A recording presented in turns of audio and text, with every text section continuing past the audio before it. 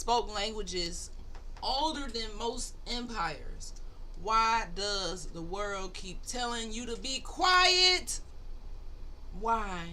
Why are American Indians expected to disappear politely, grieve quietly, and survive silently? Why? Tonight isn't a history class. This is memory retrieval. Mhm. This is about why silence was never an accident. It was enforced violently, mentally, physically. So if this makes you uncomfortable, good. Growth does not come with cushions. It does not come with a sofa so you can lay your head on when you're trying to grow. You can't be laying down, cuddled under the covers. Right? So that's what we're going to get into tonight. So dive in and let's rock and roll. Every dawn is a doorway, and dreamers walk through on purpose. Here, we master mindset, raise oral intelligence, and rebuild legacy brick by brick. We honor who we were before the world tried to rename us. I'm Dr. Sean, dentist, alchemist, Niji, daughter of the land, and this is the Hood to Hooded show, where we transform, rise, and stay risen. Welcome to the tribe.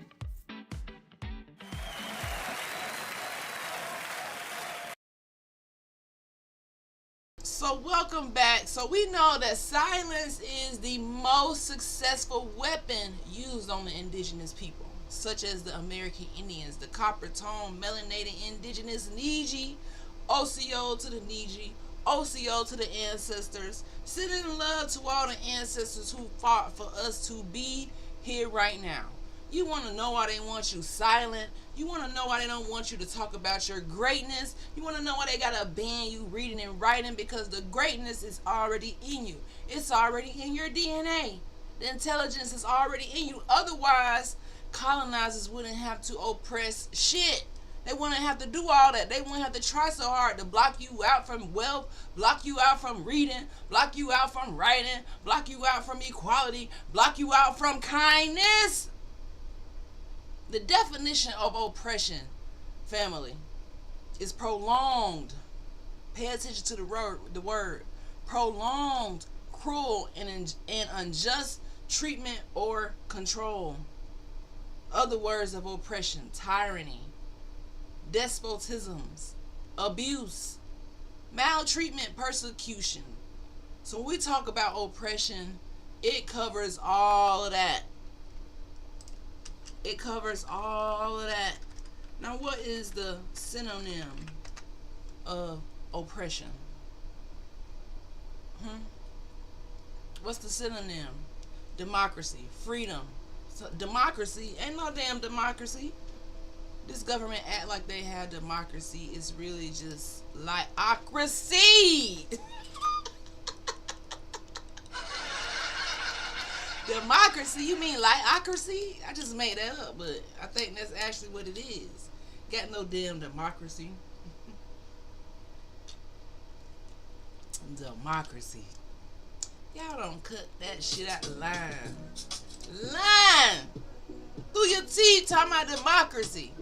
Y'all know it's liocracy. Okay? So again, no bullets, not disease, but silence is the biggest weapon of an oppressor because they don't want you to want freedom. They call that drapetomania. When you wanted to be free, you didn't want to have a soul over you. When you wanted to go back to how the ancestors were living, free, wealthy, and healthy. They said, oh no, we want you to be broken in the spirit. We want to break you down. Silence makes theft look legal. So when you say silent about the land that was yours, about who you truly are, and you act like you got amnesia and you follow the history that an oppressor taught you, and you believe in it, and you follow to the T, and you obedient in it, and you follow the rules, this ain't good for the ancestors. This ain't good for the future of the Niji. Silence makes trauma look historical. It make you forget about the trauma that we go through every single day when it comes to inequality, when it comes to racial discrimination, when it comes to prison, imprisonment. Silence makes survival look imaginary. Yeah, when you stay silent, it makes it all look like it's some type of imaginary dream, right? They didn't just steal our land, guys. They stole the voice. They stole our narrative. They stole our microphone. So when people come in, they be like, why do you care? Why you won't shut the hell up? Because you won't stop lying. You won't shut the hell up. You all over the news, propagating lies all the time. But then they want us to shut up. They just want their politics to talk. They want to tell you what to do and how to move and where to go and what to vote and what to say and how to shut the hell up. In this day and age, the ancestors ain't shutting up. No, they not. Sorry. You could have skipped that because no. White supremacy is actually the opposite of shutting the hell up. White supremacy is about being in your face and striking fear. Right? Because remember the definition of oppression. We just said the definition of oppression is prolonged. So we've been going through something that has been prolonged for centuries. There is no shutting up in that. Right? Prolonged cruelty, unjust treatment, and control. If the control ain't stopped, then why the hell you think we gonna shut the hell up? You still trying to control people. You still giving benefits away. Got us working hard every single day, paying taxes on our own land, reclassifying us, doing all this BS, and you want us to shut the hell up. I'm shocked every day that I wake up that I'm still stuck in this damn matrix. I'm shocked. This is why the world want the Amerindians to be quiet, right? And the wild part is they expect you to be grateful. They want you to show gratitude for oppression. Quiet people don't ask for land back, right? Quiet people don't challenge timelines like we do. Here on the Hood to Hooded podcast, we challenge those timelines. Quiet people don't wake up the neighbors. Right? They don't care. They gonna be in their quiet little corner, sitting on the couch, comfortable as fuck, not giving a hell about history, not caring, just trying to stay in line, trying to stay in the matrix, trying to just, focus and be obedient, be a servant, be a good servant. Fuck out of here. My greatness can't be quiet. My greatness can't be silenced. This feistiness that I got from my ancestors, the Neji, the American Indians, can't be silenced. No matter what you do, no matter what you say. And we're going to get into 10 reasons why they want us to be silent, guys. 10 reasons. Go ahead, go ahead and get your notebook in case you need a reason to know why they want you to shut the hell up. Why they don't want us to wake people up. So if you don't know what I'm talking about, and you don't know that you're a Amerindian, and you don't give a damn about genealogy, I'm not talking about DNA, which is for entertainment purposes only.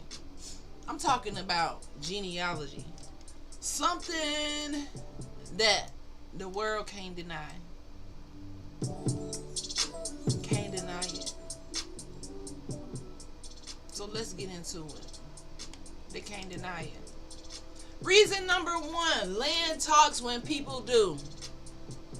The land doesn't forget. It remembers our footsteps. It remembers the bloodline. It remembers those treaties that was constantly made and broken. Treaties were not favors. They were agreements that a colonizer never kept. Agreements require 2 living parties. Silence pretends that one side vanished. They disappeared. If indigenous people speak, the land starts to testify, right? How many of you guys grew up on land where you were told was empty? What's up? Thank you for following Live Free 1776. I'm interested to know why you got the 1776. Right? So number 1, the land talks when people do. So we not talking, we not going to do the research, we not caring about the mound builders and the Mississippians. We not caring, then the land is not able to speak. In my hometown, Tallahassee, they had this tree called the hanging tree that they kept in Cascade Park. And it just reminded me of the American Indians that they had to unalive on this tree because they wanted to not be diagnosed with drapetomania, something where they just knew that they were sovereign, but we were oppressed by people who were slave raiders. slave catchers, and then slave patrols, and now the Hopo.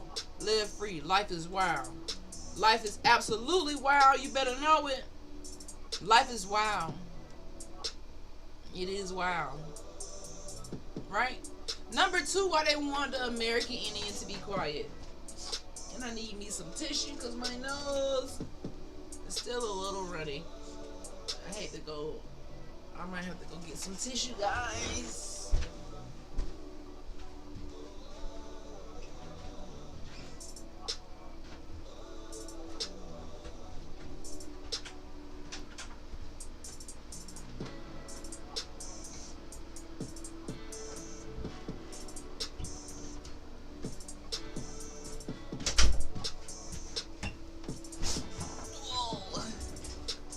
Alrighty, sorry about that. Number 2 reason why they want to shut us the hell up is because identity is your jurisdiction. Identity isn't culture alone. Identity is legal. So that's why you don't have a culture. What? You mean the one that they banned? That they was actually putting people in trees behind? The one that they erased out of the books you talking about? The one that the world still copy now? So-called people who were enslaved, the world copying. Come on, guys. But identity is our jurisdiction.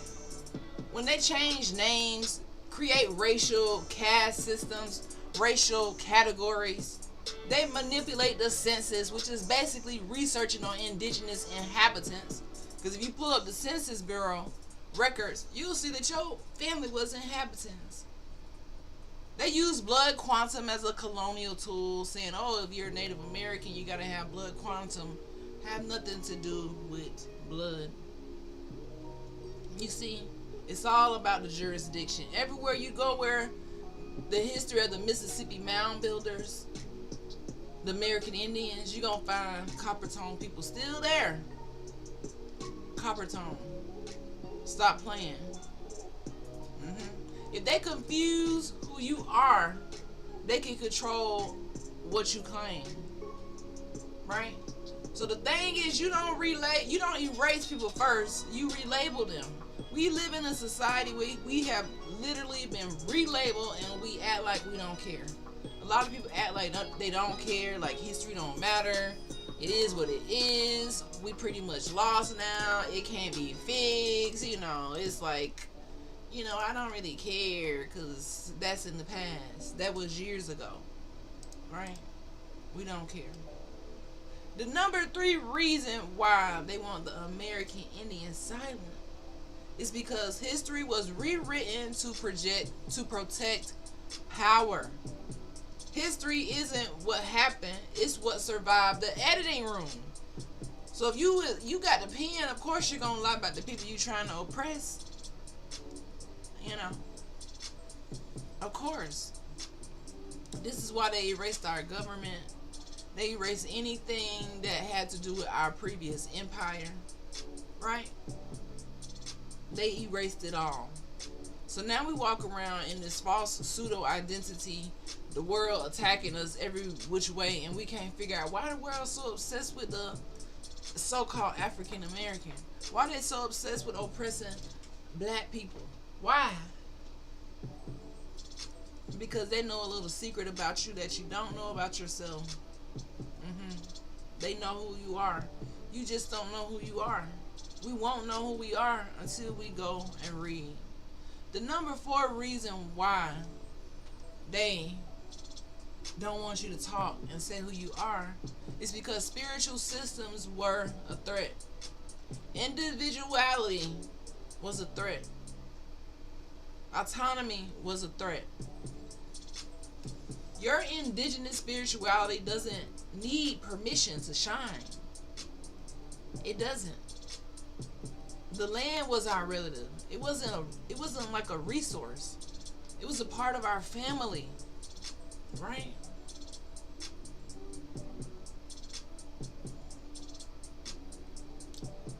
So they ban our spirituality, and that's the biggest thing about it all. We got this new pseudo identity, and it's just not working. Woof woof, Clifford 2000 fan, what's going on? Children remember too much. Boarding schools weren't schools, they were factories of forgetting. Punishment, name stripping, generational trauma. You know, I'm always talking about generational curses because I'm actually someone who lived through generational curses. Things that you don't even know if you're actually going to survive and overcome. All you can do is hope and dream that one day you'll have enough passion and purpose and dedication and fight to overcome all the systems meant to clock you out, meant to make you feel depressed. Yesterday we talked about the influencers who were unaliving themselves. It seems like these people have millions of followers and so much love, but you never know what people going through behind the scenes. That's why it's so important to know who you are. It is so super duper important, right?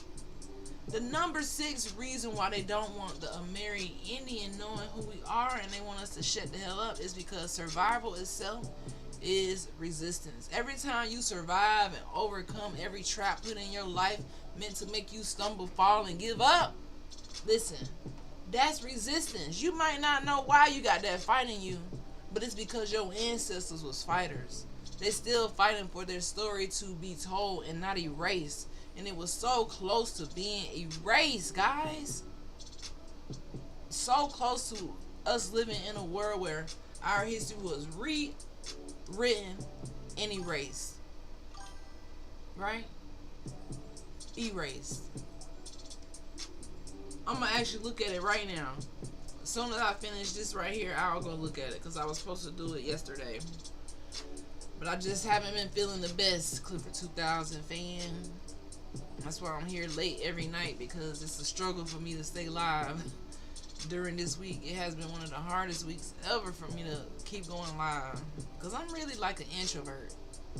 I'm a Pisces, but I want to do this so bad, but you know, when you get illness, it just throw your whole game off. But hey, I'm still showing up, still fighting. But yeah, we can watch the Dragon Video Husky and You Made as soon as I finish my list, right? So quiet is cheaper than justice. Ooh, now this one might hit home. Being quiet, you not knowing who you are, you being a pseudo identity, you not caring about history is cheaper than you getting justice, you getting restitution. Colonizers facing the embarrassment. Because justice, guess what? That costs money. Silence is free. People want reparations and things like that for this pseudo history. But guess what? Silence is free. They want you to be silent because they don't have to pay you a dime. Don't forget to like and comment below. I know that's right. Like and comment below. Right?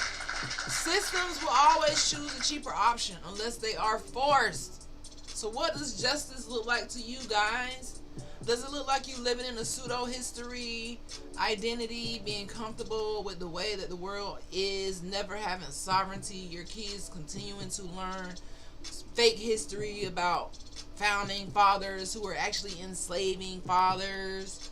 You know, are they going to learn about the slave raiders who actually turned into the popo? Are they going to learn about how the American government was first the kidnapping government, because they was just kidnapping people and selling them? Are they going to tell the full story? That's why silence is cheaper, because when you start talking like that, people be like, wait, what is a slave raider? Oh, you thought it was just the plantation owner. No, the slave raiders were the people who were legally given permission from the Pope, from the colonies that they were in, to go out and capture, seize, invade indigenous people. I am the stone that the builder refused. I am the visual, the inspiration that made ladies sing the blues. I'm the spark that makes your idea bright, the same spark that lights the dark. So you can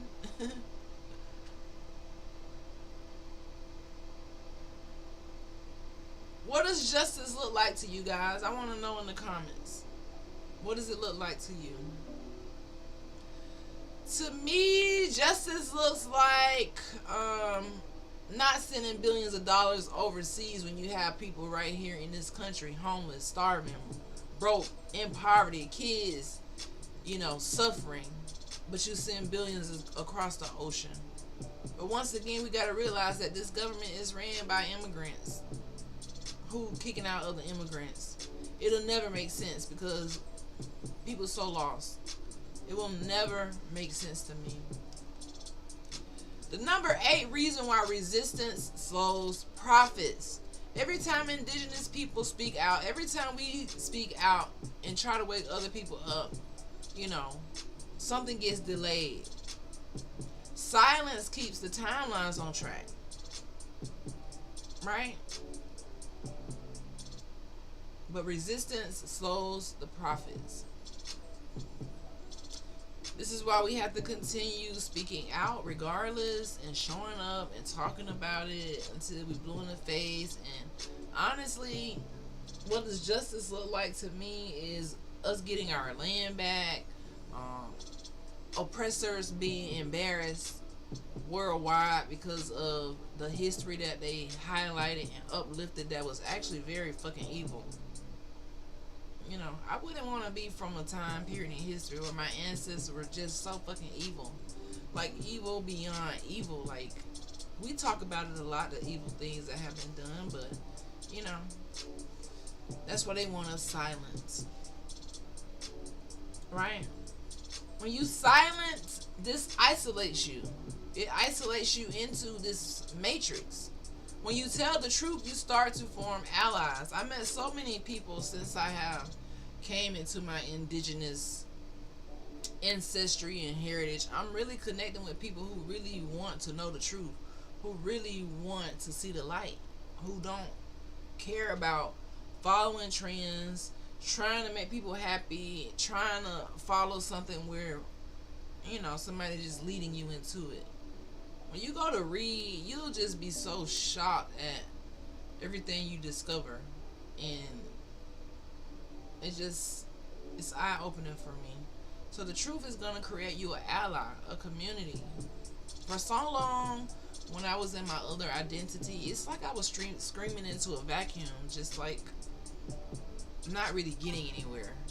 But now, every day, I did the Boondocks theme for you, Doc. Okay. Now, every day, I wake up with an intention and purpose, and I'm just trying to really stay sane in a world that is bent on misunderstanding us.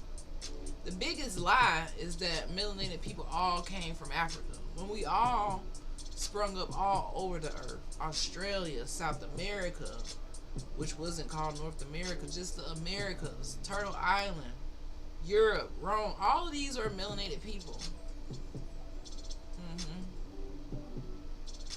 As difficult as that is to believe, we live in a world where Romans wanted to, whitewash the entire planet. And thankfully, their plan didn't work. They weren't able to wipe us all out.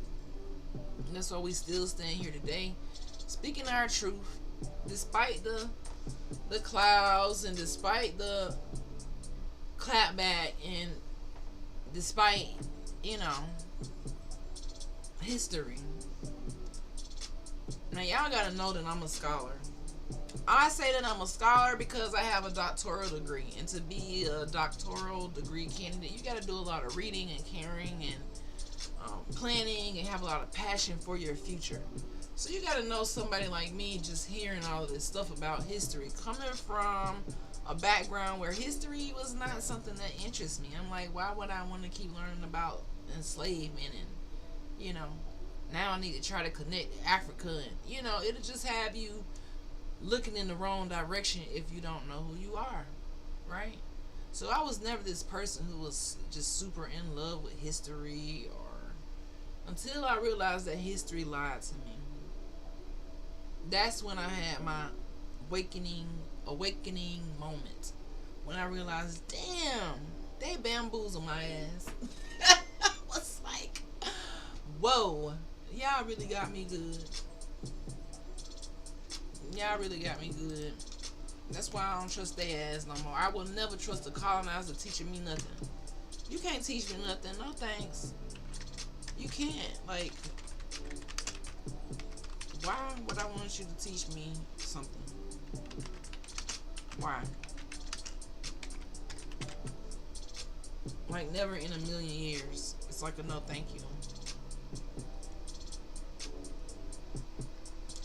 It's a no thank you. Now I'm actually trying to look something up. And the last reason why they don't want us to speak about who we are is because the future is indigenous. The future needs what indigenous knowledge already holds, right? Climate, community economics, group economics, stewardship, long thinking.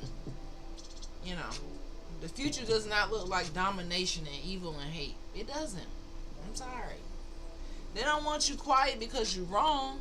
They want you quiet because you are early. So the people who are early with this knowledge, you are ahead of the game. Once indigenous people start to speak, the land starts to listen. The lies collapse and the future shifts.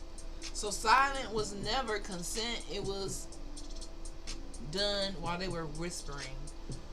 Love loves me. What's going on? How you feeling? Now, I wanted to pull something up here that I really think is going to set it off. Okay, last week I sent you a video in my post. It was Epic Rap Battle of History episodes with Thomas Jefferson and Frederick Douglass.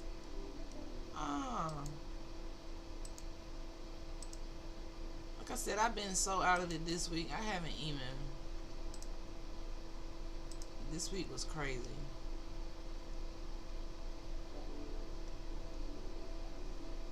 Now, I found December 6th marks the 160th anniversary of the 13th Amendment. Wow. Didn't know that. Now,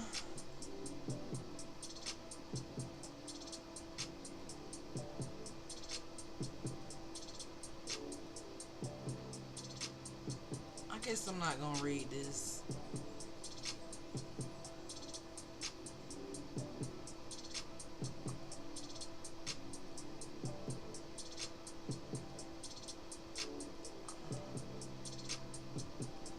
And the reason why I can't get down with a lot of the things in history now is because, you know, like I said, the Christopher Columbus Journal,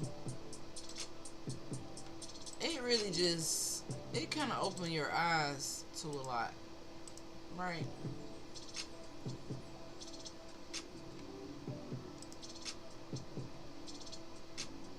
It kind of opened your eyes to a lot. I'm just trying to find something here, guys. So if you never read the journal, you can easily find it if you go and do a Google search for the Christopher Columbus Journal. Put it in Christopher Columbus First Voyage PDF, and it'll come up. But I'm just gonna skim through it a little bit to let you know why they want you quiet, to let you know why they don't want you to go read this stuff, because it'll open your eyes and you'll be like, if Christopher Columbus is someone who that unalive how many people? I want to ask, how many people did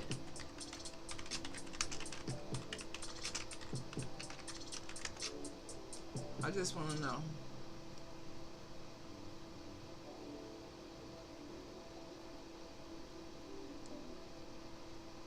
So, by the hands of Christopher Columbus and all of his people who he came with, like some fucking pilgrims and pirates and savages, right? It said Hispaniola had about 1 to 3 million Taino people in 1492. They eradicated these people. 1508, there were 100,000. This is how Christopher Columbus then moved. So they unalived these people.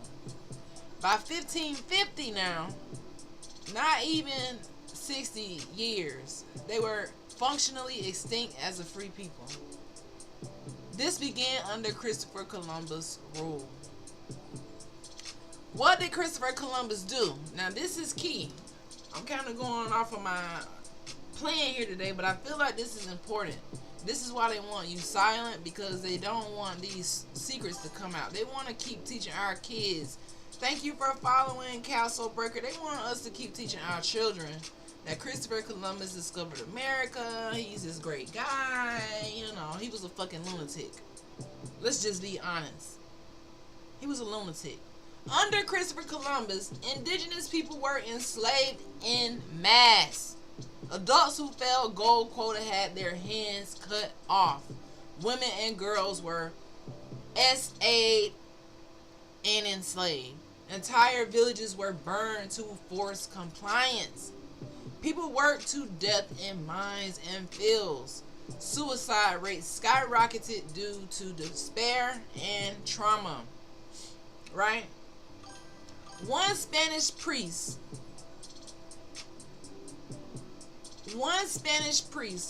Bartolomé de las Casas, wrote that the Spaniards killed so many natives that they depopulated entire islands.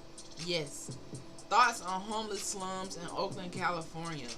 What are my thoughts on homeless slums in Oakland, California? I just send my prayers out to those people, because I've been homeless before, maybe not sleeping in a slum, but when you go through homelessness, you just never know why people are there. For me, it was a sickness, an illness from a chemo drug where I couldn't even be myself anymore. So some people are there because of sickness, some people are there because of mental health, some people are there because they just got down bad on their luck. So I feel like I just said, it's sad to see people dealing with that when we send billions, trillions across the ocean to other places, and we can't even help the homeless people here. You know. Thoughts on radiation cell towers. I mean, there's a lot of things going up. Radiation cell towers, all of these AI plants, you know. What can we do? All of it's leading to global warming, and at the end of the day, the world's just gonna heat up. It's bad for the future generations. But it's sad to see homeless people anywhere. It's so sad. Even when I go to New York City, the homeless population is sad. People sleeping on the side of the road, on a bike. It's sad. It's really, really sad. Love you, girl. You're glowing. Thank you. Alright. So, this is what we have to realize when we're talking about Columbus. You often hear that disease killed the people and not Christopher Columbus. The disease spread because of forced labor, starvation, overcrowding, brutal punishment, and social collapse. Disease was not the final blow. Right? This number is minimized today, is silenced today, because millions died immediately. This was not policy. This was an accident. This was the foundation of the empire. Right? Christopher Columbus didn't discover land. He governed a system that wiped out millions of indigenous people within a single generation. Now understand that. A single generation. A single generation. Now I want y'all to listen to Christopher Columbus' voyage, first page. You got to go read this for yourself, of course, but I just want to touch on it a little bit, because when I'm always talking about Christopher Columbus, I don't think y'all understand what I mean when I'm always like, dang, how can I be of any type of religion of someone who unalive and had at the grip of his hands erasing populations. These colonizers came over here and were kidnapping us, basically hunting us down like chattel, like animals, in the name of their Lord. Now let's not forget that part. Now on Christopher Columbus' first page, first voyage of Columbus, it says, it starts it off with this, guys. In the name of our Lord Jesus Christ. I'm just reading off of Christopher Columbus' journal. This guy who unalived millions of people was responsible for it, for leading the way, for setting the tone. He said, in the name of our Lord Jesus Christ, Whereas most Christian, high, excellent, and powerful princes, king and queen of Spain and the islands of the sea, our sovereigns.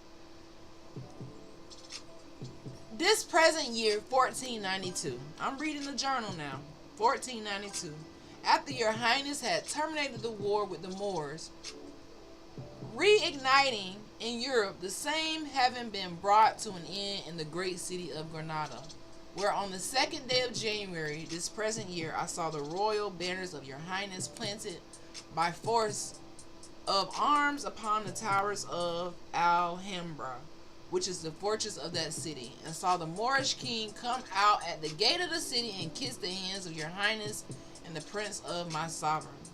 And in the present month, in consequence of the information which I had given your highness respecting the countries of India and the prince called Great Khan, which in our language signifies kings of kings. Now the main thing is that he was talking about Christianity, right? He said, and his predecessors had sent to Rome, soliciting instructors who might teach him or our holy faith. And the Holy Father that had never granted his request, whereby great numbers of people were lost, believing in idolatry and doctrines of perdition. So Christopher Columbus was a Christian. He had a Bible, he toted the cross, and he was evil as fuck, right? He said if you didn't convert to Christianity, you will be unalive. So when they came over here to these indigenous, melanated, autochthonous, Amerindians, we had our own spirituality, our own life going on. They said, y'all got to convert to Christianity or die. I'm reading Christopher Columbus' journal, by the way. An evil motherfucker. He said, your highness, as Catholic Christians and princes who love and promote the holy Christian faith and are enemies of the doctrine of Muhammad and all idolatry and hearsay, determined to send me, Christopher Columbus, to the above mentioned countries of India to see the said princes, peoples, and territories, and to learn of their disposition and the proper method of converting them to our holy faith. And furthermore, directed that I should not proceed by land to the east, as is customary, but by a westerly route, in which direction we have thereto no certain evidence that anyone has gone. So after having expelled the Jews from your dominions, your highness in the same month of January ordered me to proceed with a sufficient armament to the said regions of India. They're talking about the West Indies. For that purpose granted me great favors and enabled me that, I can't even see the word, thenceforth I might call myself Don and be High Admiral of the Sea and perpetual viceroy and governor of the islands and continents which I might discover and acquire, of which may hereafter he discover and acquire in the ocean, and that this dignity should be inherited by my eldest son, and thus descend from degree to degree forever. Hereupon I left the city of Granada on Saturday, May the 12th, 1492. And it keeps going on where he started leaving. So that's his first pages of his journal, talking about Christopher Columbus, right? Christopher Columbus. Somebody said respect royal bloodlines, right? So that was the first page. Now you see how Christian Christopher Columbus was as he was unaliving these people, as he was eliminating populations, and as they said, hey, you're going to either be Christian or be unalive. You're going to be Christian or be enslaved. So they kept that mindset when they came to the Americas. They saw these melanated copper tone people. They said you're going to either convert to Christianity or you're going to be enslaved. And either way, they still enslaved our people. So now you'll see a lot of the American indigenous people are very religious. This is not an accident, guys. I think this is the biggest tool. It said the biggest tool was silence, but really the biggest tool that they use that people don't like to talk about is Christianity. Because in the African American community, we think that this is something that is of us. We don't even see that Christopher Columbus was the biggest Christian. We don't even see that the enslavers, George Washington, Andrew Jackson, they were all deacons and in the church. This is where the confusion starts if you don't read. So that's why I said go pull up this journal of Christopher Columbus' first voyage and you will see how they use religion against us. This is the first place I woke up and I said, I can't believe this mother sucker talking about us being easy like that. I just want to find it where he talked about us being easy. He said, these people gonna be easy to convert. I just want to find it. Because he was selling. I read all this. They was just on the water, selling, trying to find land. They was just going. And it's just crazy. I don't even know how I started reading this, but I'm trying to prove a point. If I can find it, then that would be cool. But if I can't, then it's still cool. Because y'all see what type of person this guy was.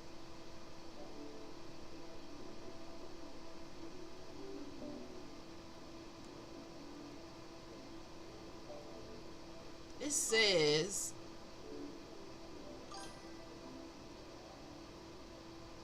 at 2 o'clock in the morning, the land was discovered at 2 leagues distance. They took in sail and remained under the square sail line till day, which was Friday, when they found themselves near a small island, one of the Locoyos, called the Indian language Guanahani. Presently, they described people naked, and the admiral landed in the boats. Was armed along with Martin Alonzo Pinzon and Vincent Yanaz, captain of the Nina. Right? I'm just trying to find.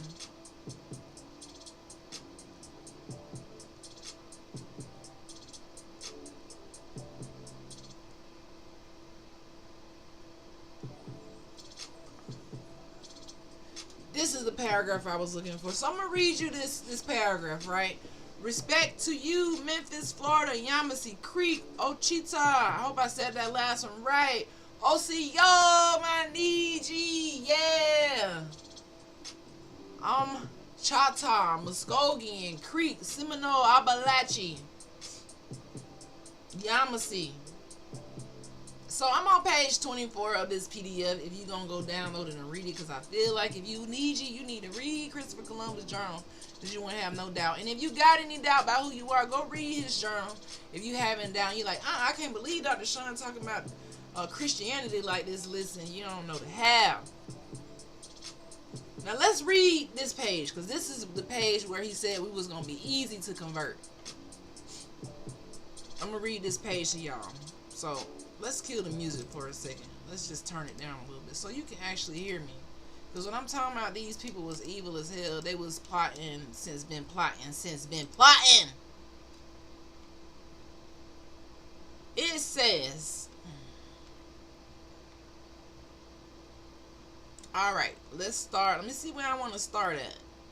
Because, yeah, let's not start there. Let's go down a little bit. Okay. So the admiral bore the royal standard, and the two captains each a banner of the Green Cross, which all the ships had carried.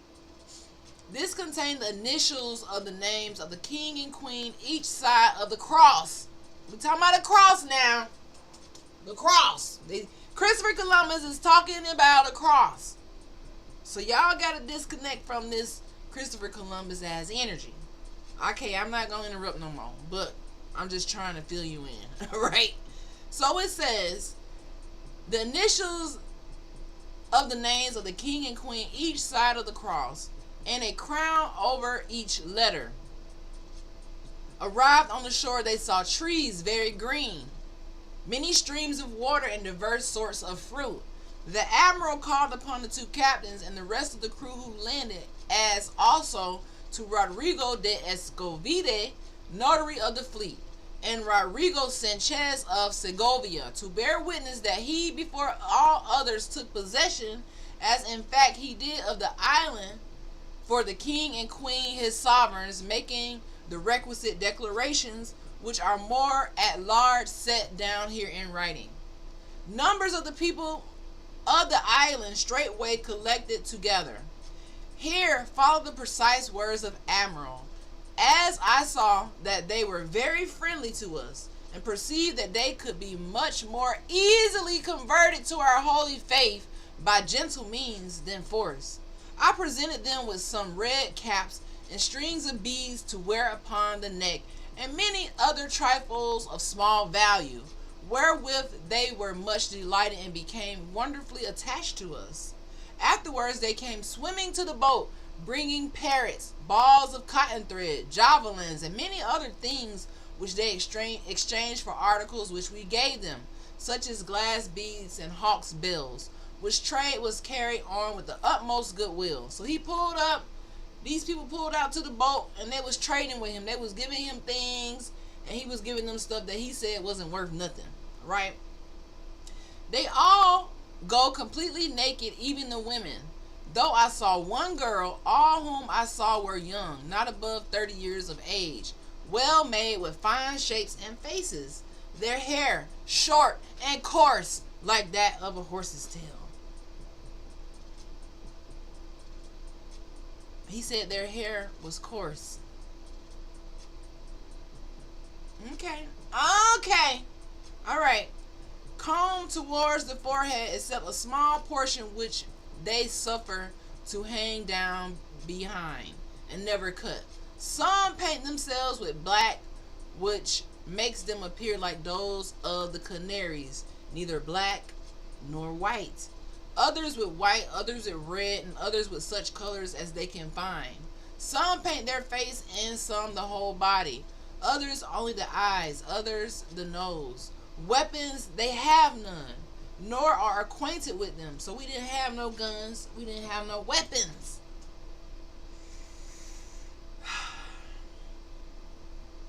Y'all gotta read this for yourself. I'm just skimming the document, but they don't have any. He said, nor are they acquainted with them, for I showed them swords which they grasped by the blade and cut themselves through ignorance. They have no iron, their javelins being without it, and nothing more than sticks, though some have fish bones and other things at the ends. They are all of good stature and size, and handsomely formed. I saw some with scars of wounds upon their body, and demanded by signs the cause of them. They answered me in the same way that they came from the other islands in the neighborhood, who endeavored to make prisoners of them, and defended themselves. He said, I thought then and still believe that these were people from the continent. It appears to me that the people are ingenious and would be good servants. And I am of the opinion that they would very readily become Christians, as they appear to have no religion. This is Christopher Columbus, guys. He said they will be very easily and readily become Christians and good servants. Christopher Columbus called it out before you became a good servant. Come on now. That's the part that I read last year. I was like, what the hell? Clipper 2000 fan said Columbus on some dog shit, dragon shit even. All the evil, wicked stuff he did, disgusting, yuck. Who you telling? What are we talking about here? I'm just reading Christopher Columbus' journal and talking about why they want the American Indian to be silent. And I'm talking about how Christopher Columbus was so deep into Christianity and how they said they was going to convert us to Christianity. And who's the biggest Christians now? The Negro, who has been reclassified to Negro when they were really the American Indian. And now, who's the biggest Christian? Christopher Columbus said you was going to be a Christian. 1492, he already had the crosses ready. But most people never read this. They just hear Christopher Columbus discovered America. They never go and see the writing. They never go and see what the hell he wrote. They never go and take 5 minutes to read this and see how evil he was and how he said in the name of his Lord. And he had it all down, written down right here. First voyage. He came with the shit. He did. He came with the shit. He said, it appears to me that the people are ingenious. What the hell does ingenious mean? We already know what genius means, so ingenious is obviously the opposite.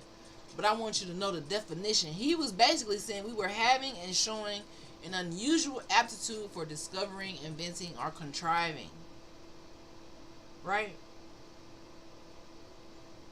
He said we were ingenious. Okay. He said, and would be good servants. He said that they would be good servants. And I'm of the opinion they would be very readily become Christians, as they appear to have no religion. They very quickly learn such words as are spoken to them. If it please our Lord, I intend at my return. Now this is the part that fucked me up right here. I was like, what the? Before I knew what slave raiding was, he did it right here in his first visit to the island. I think he was in Grenada. Let me see where he was at. We're on page 26. I don't even know if he knew where he was at. He just renamed the island when he pulled up, so we can't even go by what he said the island name is.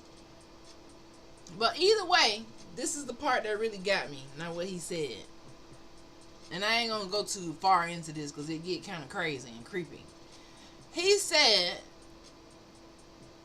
I intend at my return. So when he was on this expedition, he saw these people. He was giving gifts that didn't mean anything. He said, upon my return, I plan to carry home 6 of them to your highness. Meaning he was planning to kidnap 6 people on day 1. And he actually did that. He kidnapped women and children on day 1. One of the fathers swam up to try to save his family. And the people realized that he was kidnapping them. They get off the boat. But some of them didn't. Do you see how enslavement was told in reverse? So he pulled up to this island and said, I'm going to take about 6 of them back with me. They never asked you to do that. The fuck wrong with these people? Okay, let me not interrupt the sentence again. If it please our Lord. You putting the, come on, man. I intend at my return to carry 6 of them to your highness, that they may learn our language.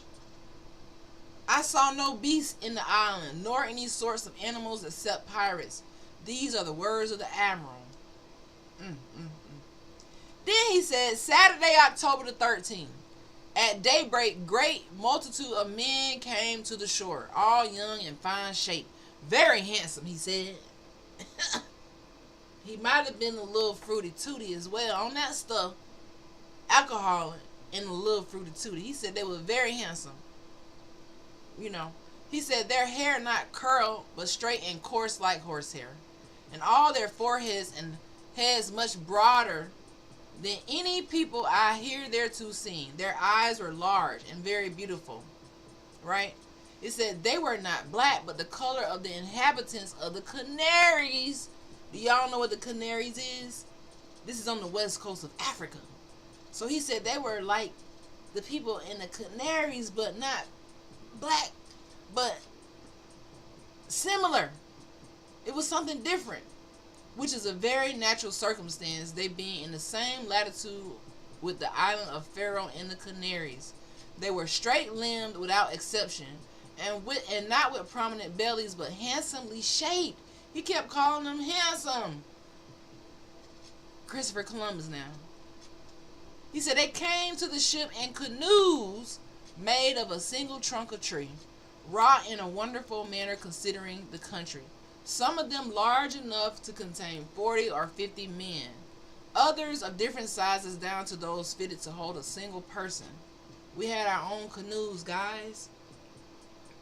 So you see them trying to be in the boats doing a canoeing now, you copying us. You got to start copying us. You got to start copying us. Alright. So, I mean, this journal just go crazy. I'm just trying to read. I'm trying to find one more part and then I'm done.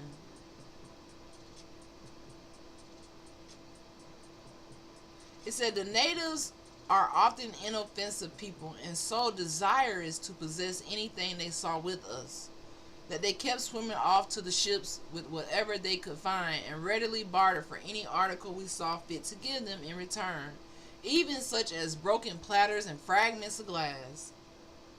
Right? So this just goes to show y'all, when I'm talking about Christopher Columbus and my deep hate for him, this is why. This is why.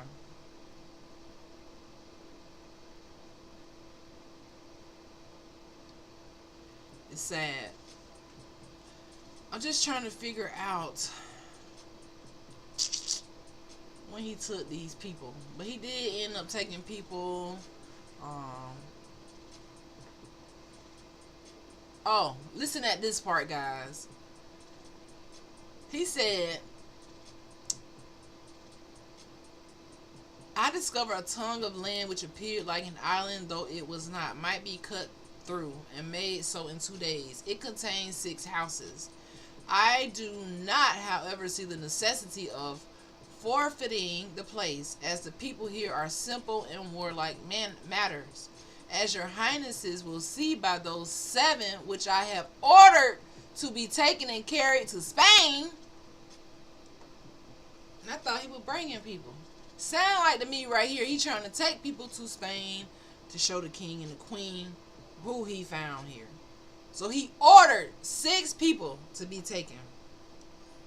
Yeah, he did. This is what he said right here in his journal. He said, I have ordered, he said, as your highnesses will see by those 7 which I have ordered to be taken and carried to Spain in order to learn our language and return, unless your highness should choose to have them all transported to Castile and held captive on the island. How the fuck? How you pulling up? Just met these people, already kidnapping. This is what I'm saying. Y'all gotta wake up. He said that he was already kidnapping them. Christopher Columbus. He said, I could conquer the whole of them with 50 men and govern them as I please. Near the islet I mentioned were groves of trees, the most beautiful I have ever seen, with foliage as verdant as we see in the Castile in April and May. There were also many streams.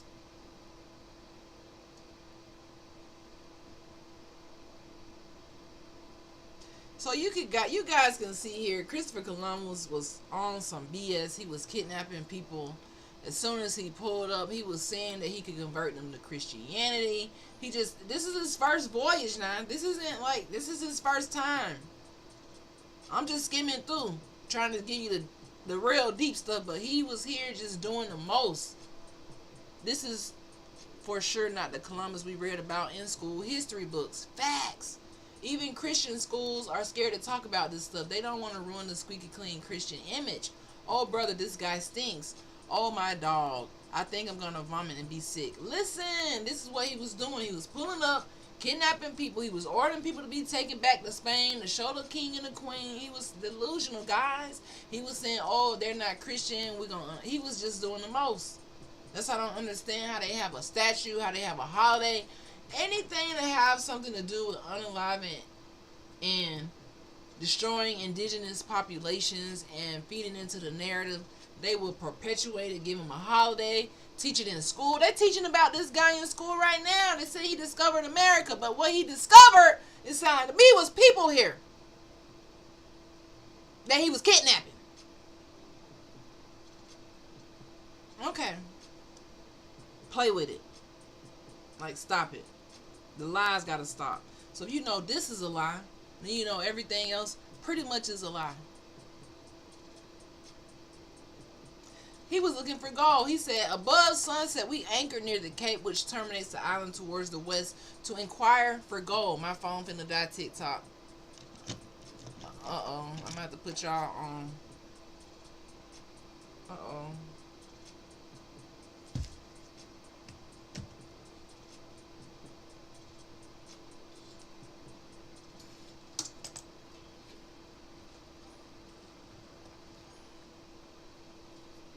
Gotta put y'all there for a second before y'all get kicked out.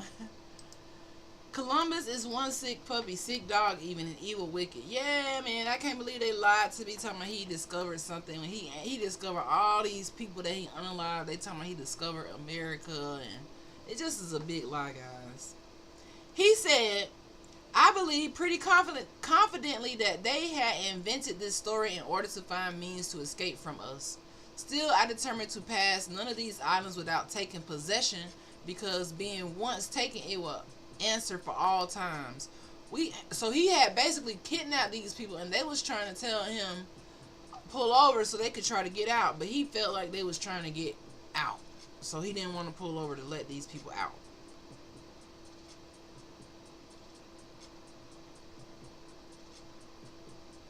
Sad. All right, it's sad. Then he said, we anchored and remained till Tuesday, when at daybreak I went ashore with the boats armed. He said he went ashore with the boats armed. Boy, when I'm telling you, reading his letter, his journal will have you pissed off. The people we found naked like those in San Salvador, and the same disposition. They suffered us to traverse the island and gave us what we asked of them. As the wind blew southeast upon the shore where the vessels lay, I determined not to remain and set out for the ship. A large canoe being near the Caravel Nina, one of the San Salvador natives leaped overboard and swam to her. Another had made his escape before the night. The canoe being reached by the fugitive, they called this guy who they just kidnapped a fugitive. Come on, man. Why am I doing this to myself? Why am I reading this Christopher Columbus BS? Because I want us to know. I'm always talking about this guy, but I need us to know. This guy was not no hero. He didn't discover shit. He was very evil. He was calling these people he just kidnapped off of the island fugitives already. And you wondering around here, they got you around here calling you a fugitive because you don't want to be enslaved. This is what they call drapetomania, right? This idiot said that they jumped off the boat because they didn't want to be kidnapped. This is what Christopher Columbus just said. And he went on the water armed. The canoe being reached by the fugitive, the natives rowed for land too swiftly to be overtaken. So they was trying to overtake them. Having landed, some of my men went ashore in pursuit of them, when they abandoned the canoe and fled with precipitation. The canoe which they had left was brought on board the Nina, where from another quarter had arrived a small canoe with a single man who came to barter some cotton. So every time these people was coming up to barter with them, they thinking that they trying to trade, they actually trying to kidnap them. And he said they took the canoe that the people left, the natives left, and put it on their boat. So they stole their canoe. They stole the canoe. So then another guy who pulled up, he was trying to barter some, it says some cotton. He was trying to barter cotton. They was like, cotton? They didn't know what cotton was. But they had this in the island already. Come on now, catch up. Some of the sailors, finding him unwilling to go on board the vessel, jumped into the sea and took him. Come on now. We getting a live witness from Christopher Columbus of slave raiding. How it started, what they did, and how it looked. You can't ignore this. It's evil as hell. If you ever think you finna respect Christopher Columbus again, I bet you after reading this, you will never respect no colonizer ever again. They stealing indigenous people, calling them fugitives. They trying to barter and get them caught, and they thinking that these sellers, they try come on the boat. They trying to kidnap these people.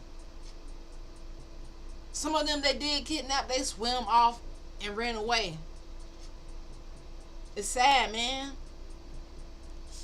It said they jumped into the sea, took this guy who was trying to barter them with cotton, and took him. It said, I was upon the quarter deck of my ship, seeing the whole, sent for him and gave him a red cape, put some glass beads upon his arm and 2 hawk bells upon his ears. I then ordered his canoe to be returned to him and dispatched him back to land.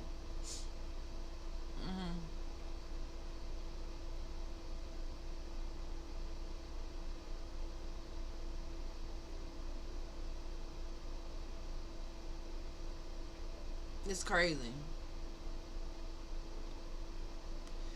This guy was crazy, crazy, crazy, crazy, crazy. Another one. Being at sea about midway between Santa Maria and the large island, which I named Ferdinand, he named the whole island after the Queen and King Ferdinand, right? He just pulled up naming shit. We met a man in a canoe going to Santa Maria to Ferdinand. He had with him a piece of bread which the natives make as big as one fist, a calabash of water, a quantity of reddish earth, pulverized and afterwards kneaded up in some dried leaves which were high value among them. For a quality of it was brought to me at San Salvador. He had besides a little basket made after their fashion containing some glass beads and two blancas, by which I knew he had come from San Salvador and had passed thence to Santa Maria. He came to the ship. I caused him to be taken aboard. He kidnapped somebody else, as he requested of these things. I ordered him to be presented with bread and honey and drink, and shall carry him to Ferdinand and give him his property, that he may carry a good report of us, so that if it is please our Lord, when your highness shall send again to those regions, those who arrive here may receive honor and procure what the natives may have found to possess. So they was tricking them, trying to give them stuff, being nice. That's why you can't really trust everybody who trying to be nice to you, because Christopher Columbus was setting them up. If you could go back in time to confront Columbus, what would you say to him? I don't think you want me to go back in time to confront him, because I wouldn't be doing no talking. Okay? He ain't the type of person you just talk to. This guy was kidnapping, unalive. He was just delusional. That's why I said these pirates had really gone insane by the time they pull up. They had really lost it all. I don't think I would be talking to him. I don't think I would be talking to him.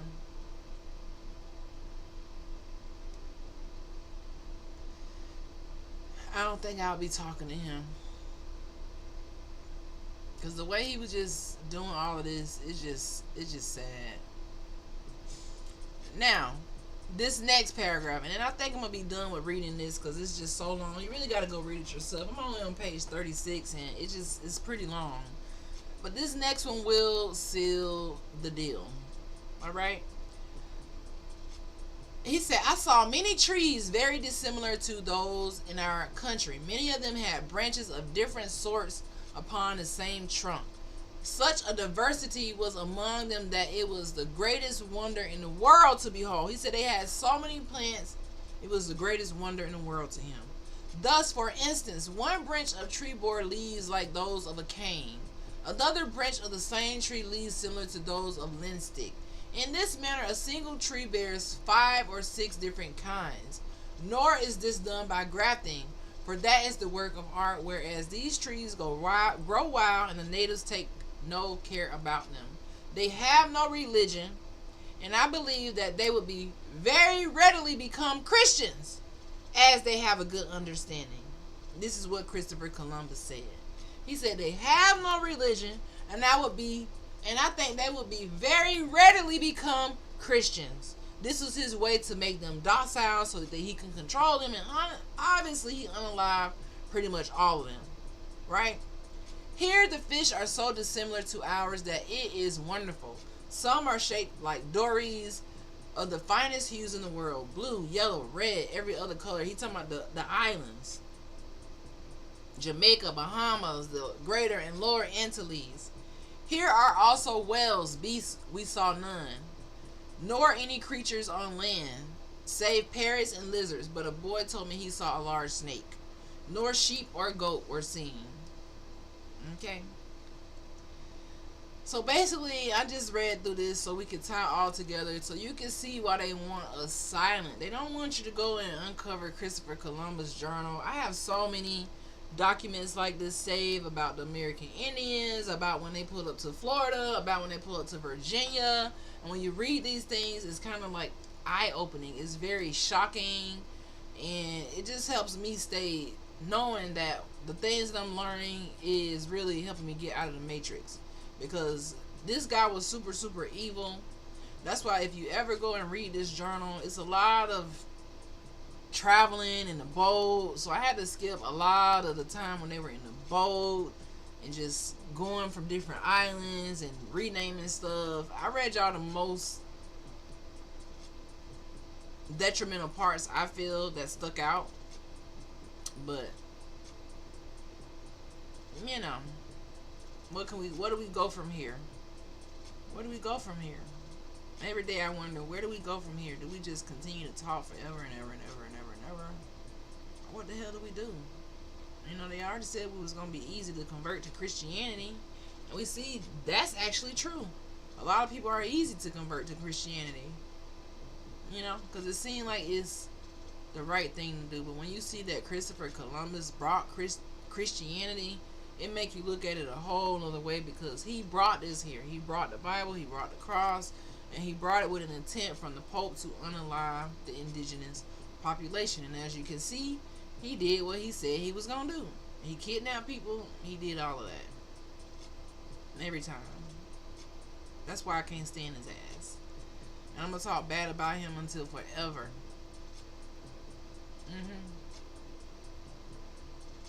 Forever.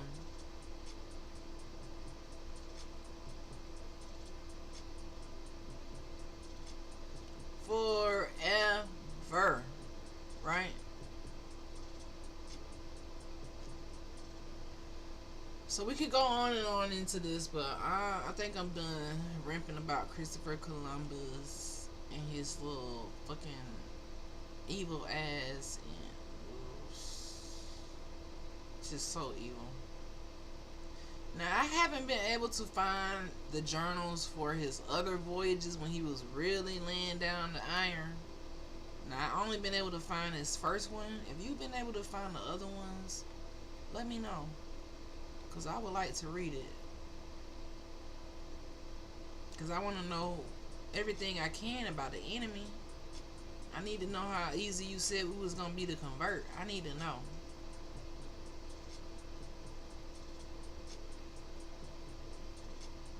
I need to know everything. Alright?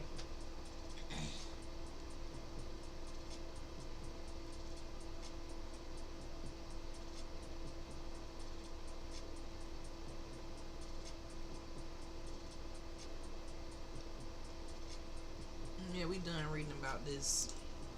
So, moving on.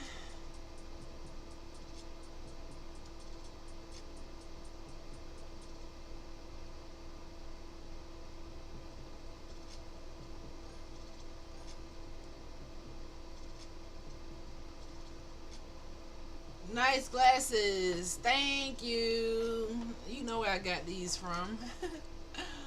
Straight up off the TikTok shop. It's so late and I'm hungry, y'all. I'm actually pretty hungry. Now, I said I was done, but I found another part.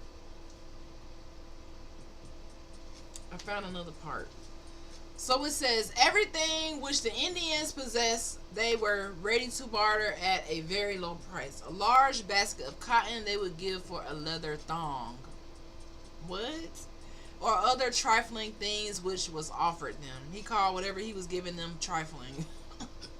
This is a trifling son of a bee. They are inoffensive, unwarlike people, naked except that the women wear a very slight.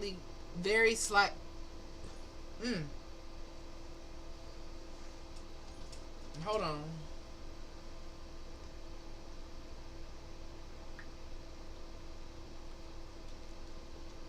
Try some carrots. They're delicious.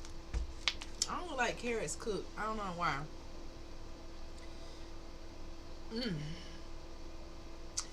Now listen at what Christopher Columbus said. Now y'all tell me who y'all think he talking about. Now some things you just can't even. I don't give a damn if you Christian or not. When you read stuff like this, you just gotta really snap into reality and be like, you know what the hell, I've been bamboozled. Anywho, let's listen to what he said, because I still been reading just like, man. He said they are inoffensive, unwarlike people, naked except that the women wear a very slight covering at their loin. Their manners are very decent, and their complexion not very dark, but lighter than that of the inhabitants of the Canary Islands. Right? Dark. I'm talking about melanin. Make it make sense. I have no doubt most serene princes, says the admiral, that were proper devout and religious persons to come among them and learn their language, it will be easy matter to convert them all to Christianity. And I hope in our Lord that your highness will devote yourselves with much diligence to this object, and bring into the church so many multitudes, inasmuch as you have exterminated those who refuse to confess the Father, Son, and Holy Ghost, so that having ended your days, as we are all mortal, and you may leave your dominions in a tranquil condition, free from hearsay and wickedness, and meet with a favorable reception before the eternal Creator, whom may it please to grant you a lifelong and great increase of kingdoms and dominions, with the will and disposition to promote, as you always have done, the holy Christian religion. Amen. Christopher Columbus said that shit. This motherfucker was crazy. Did y'all hear that?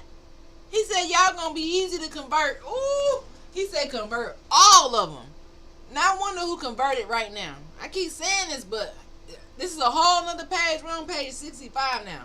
This guy said, and I quote, "It would be an easy matter to convert them all to Christianity." And he said whoever don't convert, they could be exterminated for refusing to confess the Father, Son, and the Holy Ghost. When I read that, I said, ain't no way Christopher Columbus talking like this about unaliving people for not converting to Christianity. And he talking to his people over there at the king. Man, come on. This is from 1492, y'all.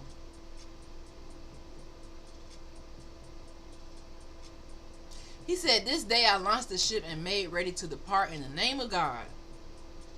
Lord.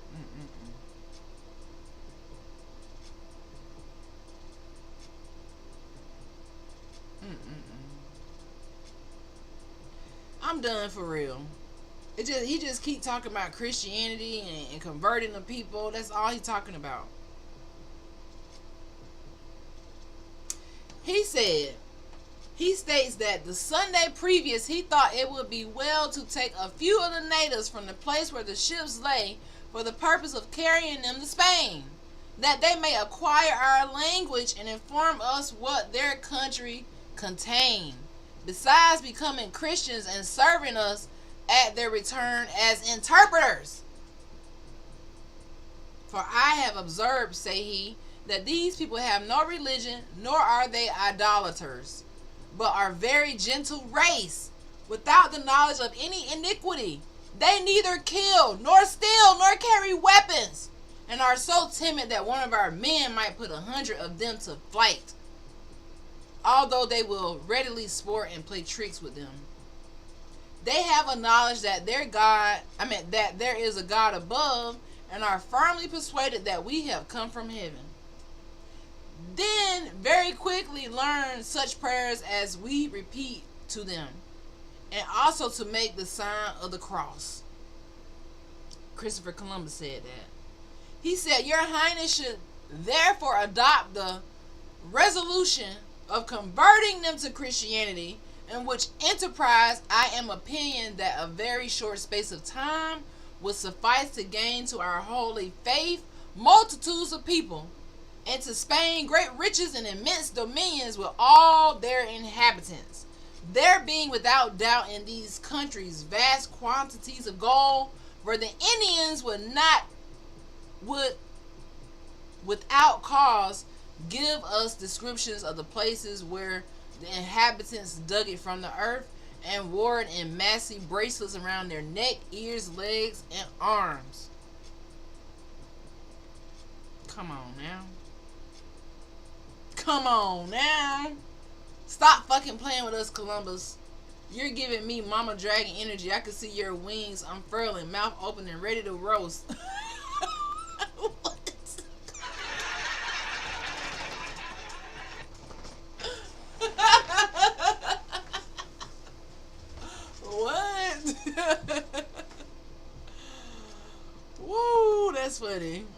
not Mama Dragon energy. That is too funny. Man, listen. Now, I'm going to keep reading because I'm not sleepy. And I need y'all to know what the hell Christopher Columbus was up to when y'all thought he was the discoverer of America when he was actually kidnapping people from day one. He said, yesterday a canoe came to the ship with 6 young men. 5 of them came on board whom I ordered to be detained and have with me. I then sent ashore to one of the houses and took 7 women and 3 children.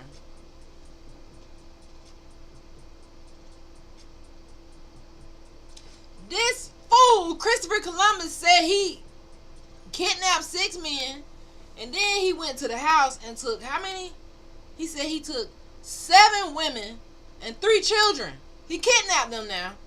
Slave raiding. You want to know what the word slave raiding really means? This is what it is. He pulled up to the indigenous people island and just started taking them. Not only was he taking the men, he was taking the women and the children. This I did that the Indians might tolerate their captivity better with their company. For it has often happened that the Portuguese have carried the natives from Guinea to Portugal for the purpose of learning their language, and when this was done, they returned with them to Guinea, expecting by reason of good treatment they had shown them and the presents they had given them to find great benefit in their use. They have gone among their people and never appeared more. Others have done differently, and by keeping their wives have assured themselves of their possession. Besides, these women will be a great help to us acquiring their language, which is the same throughout these countries. The inhabitants keeping up a communication among the islands that means by means of their canoes. So he said he was taking these indigenous women and children together so that they could go to Spain, they could learn their language, basically blackmail them, and then they could come back and translate. So do you hear them talking about bringing people? Are you hearing them talking about is taking these people from this island and taking them back so they could translate and communicate? Right? And then it said this evening came on board the husband of one of the women and father of the 3 children, which were a boy and 2 girls. He entreated me to let him accompany them, which I very willingly granted. The natives whom I had taken from here were all so delighted at this as to induce me to think them as relations. He is a person of about 45 years of age.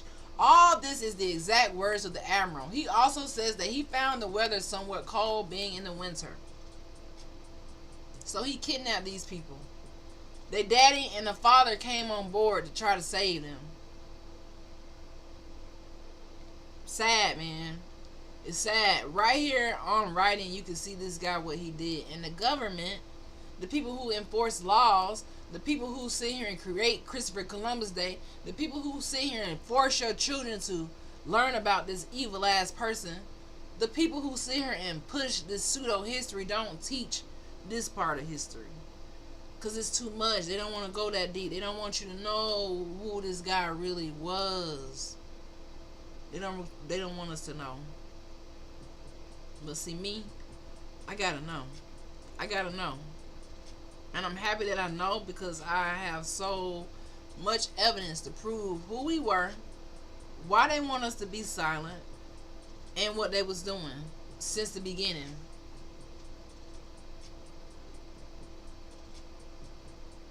Since the beginning. It said they made it a practice in all the countries and islands on going on shore to set up and leave there a cross. He's talking about leaving crosses everywhere he went. It's just stuff that you just can't make up. I'm pretty much done reading this now. I think I'm done for real, because like I'm just in awe. Not a good awe, and a bad awe.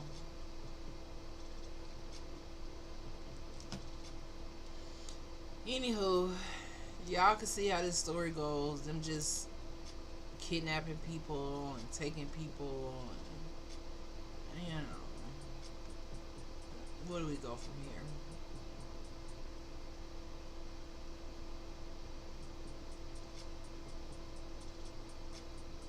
Mm-mm-mm.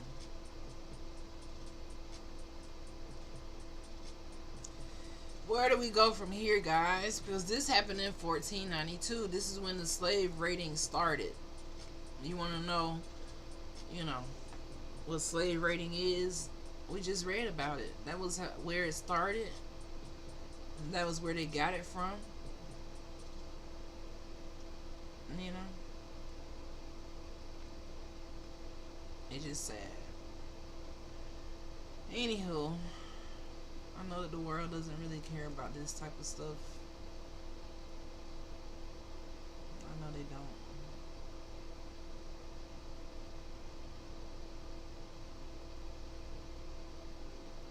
They don't care what Christopher Columbus did.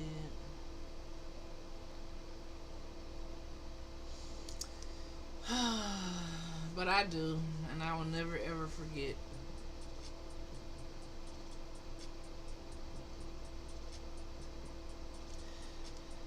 He said, the language of these people, neither I nor any of my company understand, and we are perpetually making mistakes in our conversation with one another. So he was trying to understand this language of these natives, and he didn't understand it, so he was making up whatever the hell he wanted to make up. I place little confidence in the Indians I have on board, as they have several times attempted to escape. Henceforth, with the permission of our Lord, I shall use my exertions and have the language taught to some of our people, for I perceive that thus far the dialect is the same throughout. Thus we shall acquire a knowledge of all that is valuable here, and shall endeavor to convert Christianity these people, which may be easily done, as they are not idolaters, but are without any religion. Your Highness may order a city and fortress to be built here and possess the country. And I assure your Highness that, to my thinking, there are not under the sun better lands, considering the fertility of the soil, the temperature of the air, and abundance of the fine streams of water, which are not pestilent like the rivers of Guinea. For praise be our Lord, there has not yet been one among all my crews brought upon his bed by sickness, or even afflicted with so much as a headache, excepting an old man who was troubled for 2 days with a stone.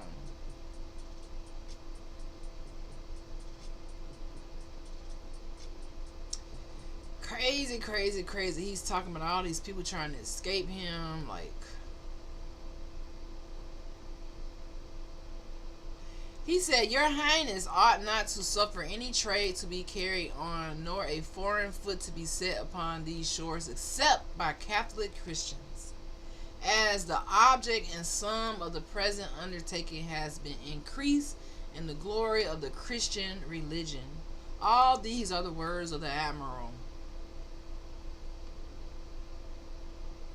I mean, Christopher Columbus was a heavy Christian. He was heavy into Christianity, meaning unaliving people. Crazy, crazy, crazy times we live in. So you guys, you know, would you like to voice my dragon? I don't know about that. I don't know if I could voice the dragon. I'm not really a voice actor. And I'm not really a voice actor.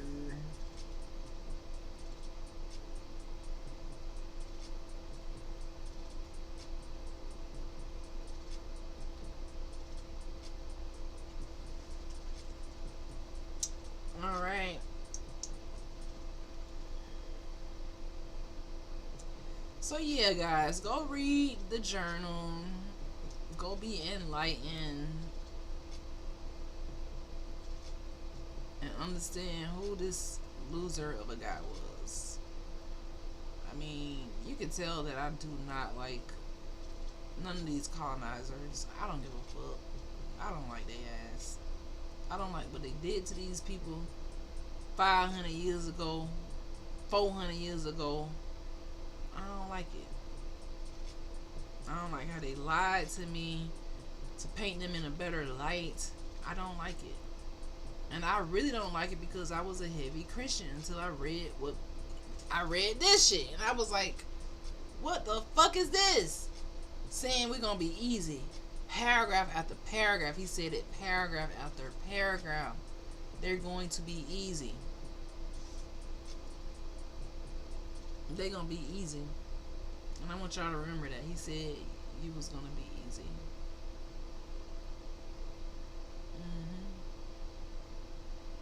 He said you was gonna be easy.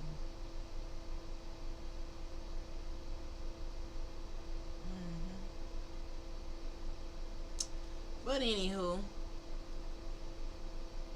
honestly, I'm just live right now. I know it's in the middle of the night, and I'm just live.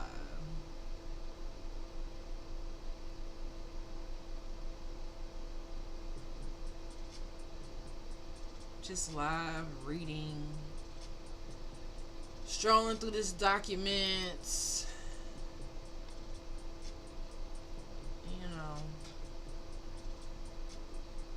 And all through this document, he's just talking about Christianity and Jesus Christ our Lord, and he's just so evil, man.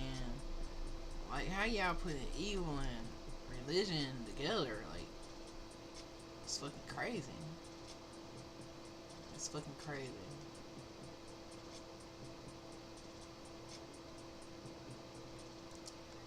Crazy, crazy, crazy.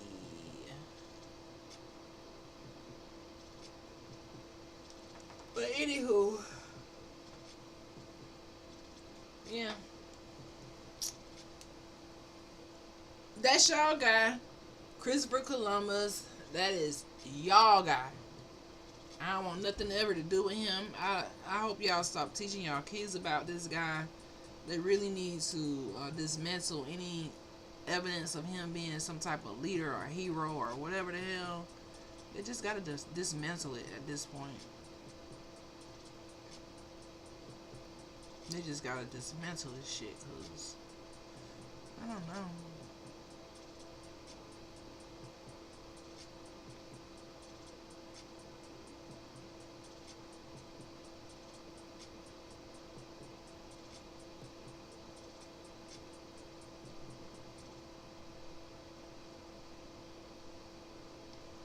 My bad, y'all. I got caught up reading. I got caught up. Anywho, we done reading about Christopher Columbus and what he did, and all of that,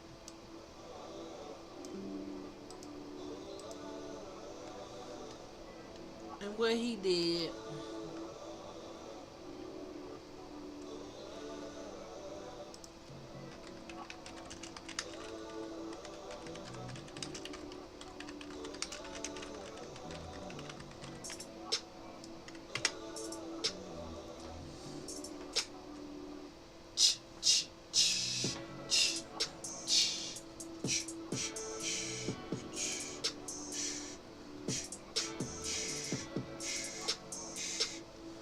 Alright, so we're gonna sum this up with, because I can't leave us right there.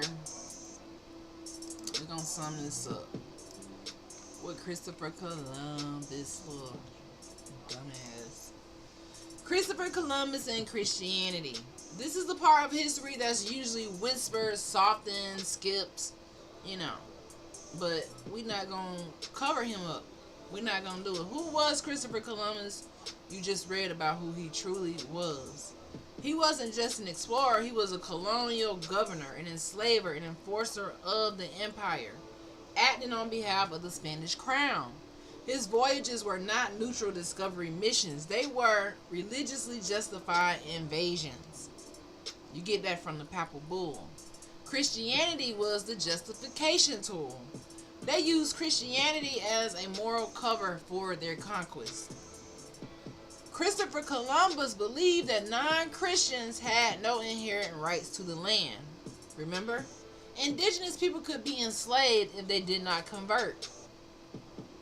And violence was acceptable if framed as spreading the faith. Even in America, they felt like if they were spreading the faith, then violence was justified. This belief system didn't come from indigenous people, it came from European church state ideology. I'm gonna need us to understand that. It was conversion or else. Under Columbus's rules, indigenous people were forced to accept Christianity. Right?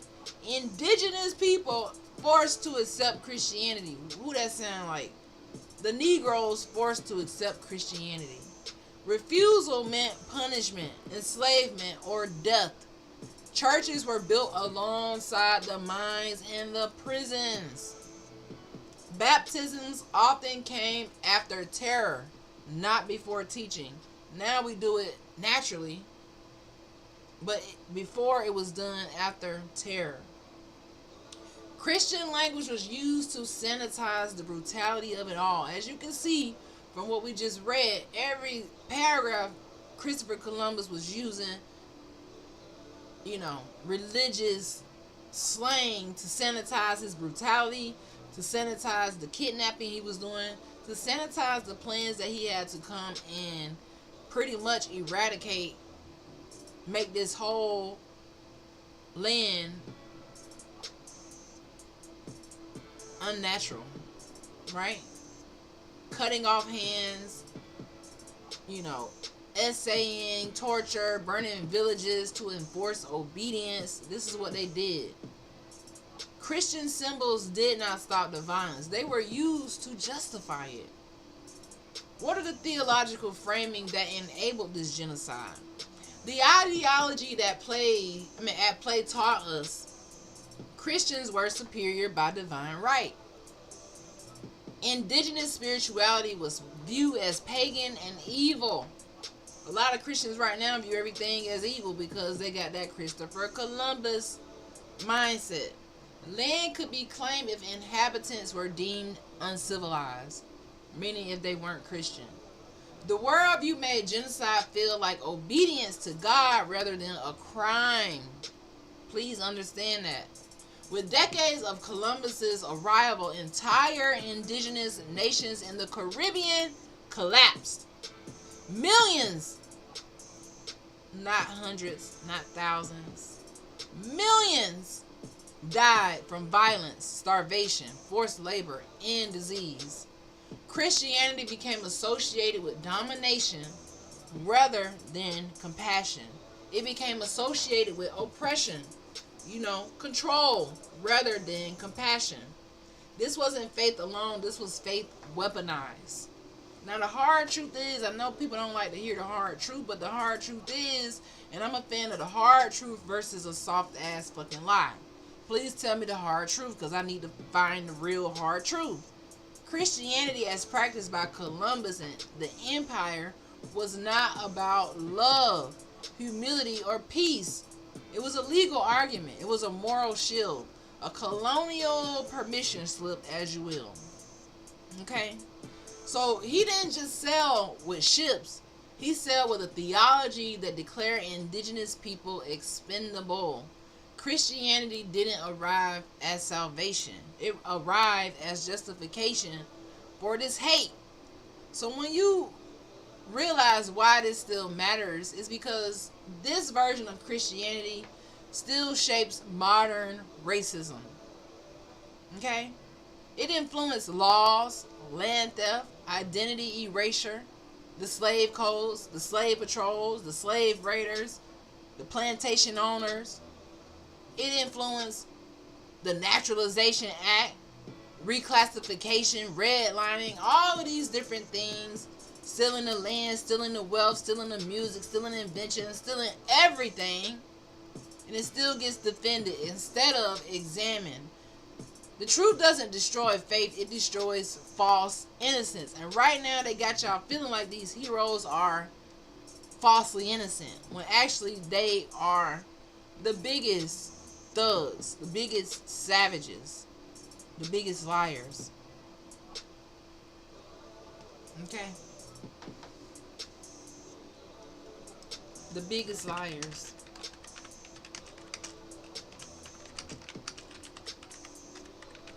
And I'm not here for it no more.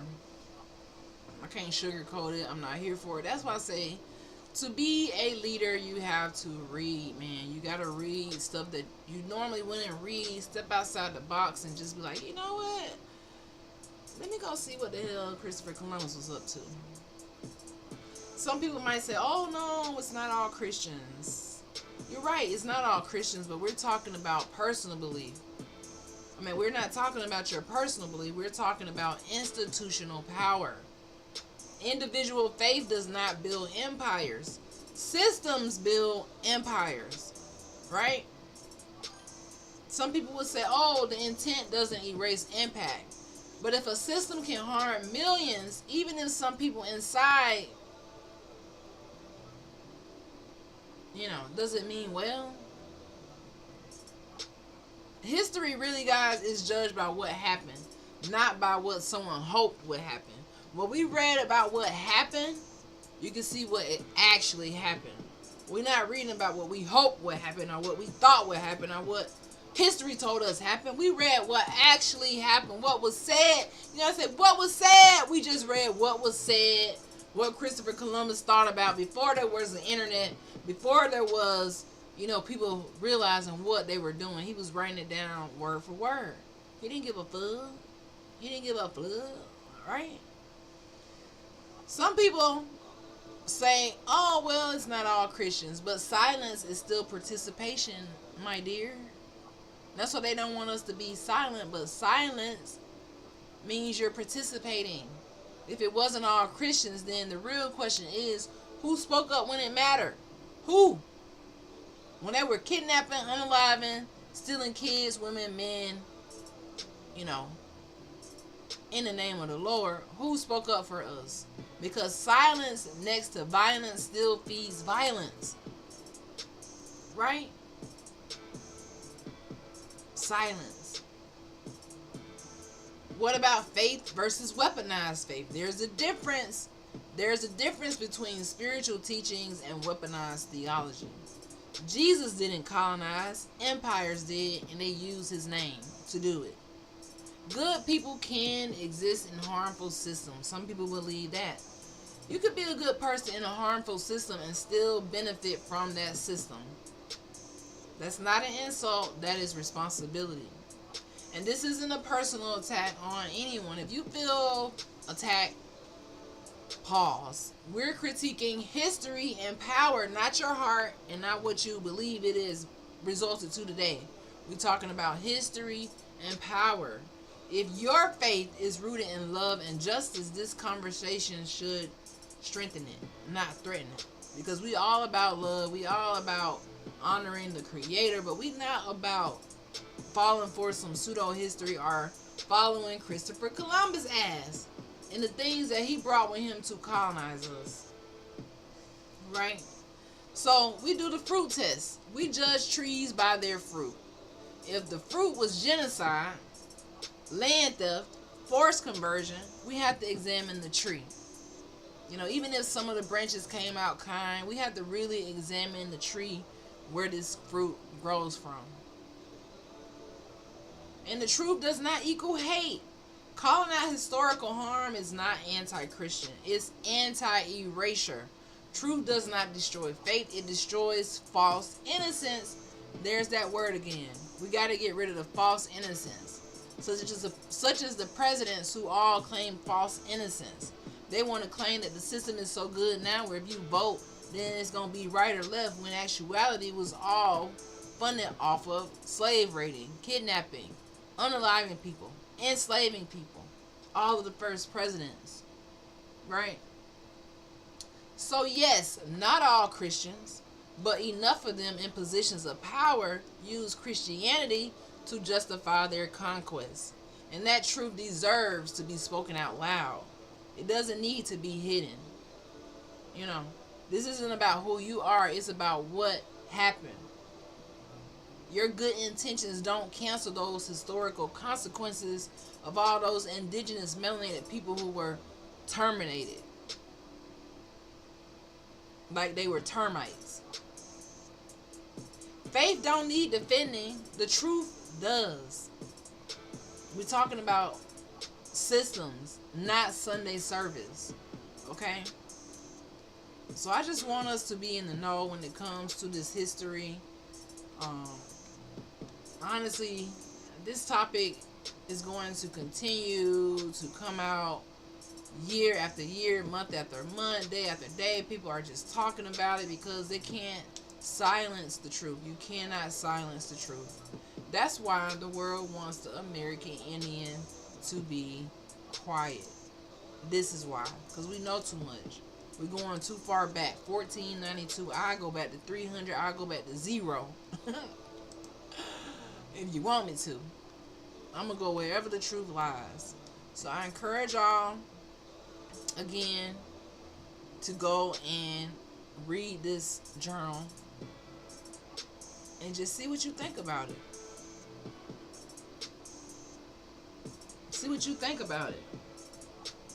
Right?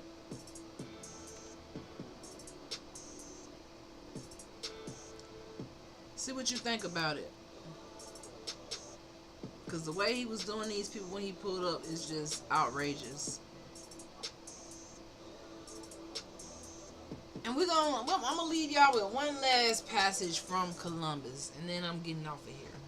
He said, a lofty cross was set up in the square or center of the village, which he was now slave raiding, right? He said, in which work the Indians assisted much and repeated, as the admiral says, prayers and adorations, from which circumstances he hoped in our Lord that these islands will become Christian. So Christopher Columbus was hoping that the islands would become Christian. Okay? So whenever you are Christian, remember that you are actually everything Christopher Columbus dreamed that you would ever become. You are his biggest dream and hope, that you would become Christian. He warned them that you would be easily become Christian, and that if you didn't, you would be unalive. Alright? So just know that. Never forget that. If you are, you're doing exactly what he wanted you to do. Sad. Anywho, you guys, I'm gonna get off of here and just go settle down. When I think about the state of the world, when I think about all that supremacy, colonization has done to our planet, it just makes me sad. I don't ever want to feel hopeless, because knowledge is definitely the power, but what happens when you have a society, a world, a fake ass government that ignores the truth? They feed off of pseudo history. They feed off of pseudo heroes. You know, they just ignore the truth left and right. What do you have? What do you do? What do you have? People who won't wake up. They so deep in to the Christopher Columbus BS. They so locked in. Say Bouvon is the new bot leader. Please. What? What you mean?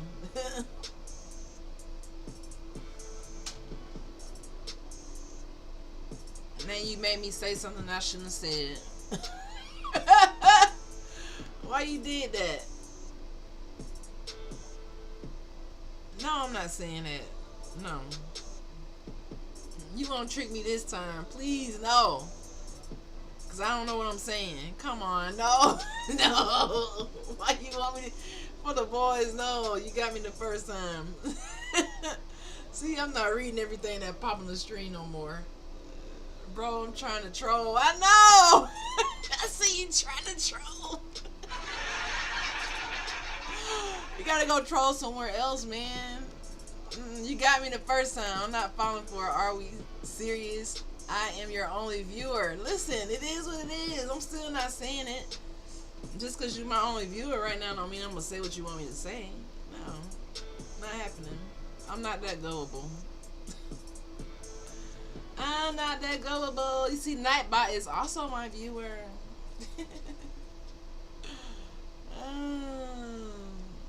I'm about to get off of here anyways. I definitely thank you for popping in. Rich better, you is trolling. Why you trolling me?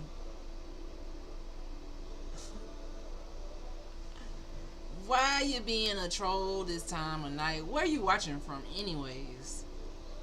We're out here trolling this time of night.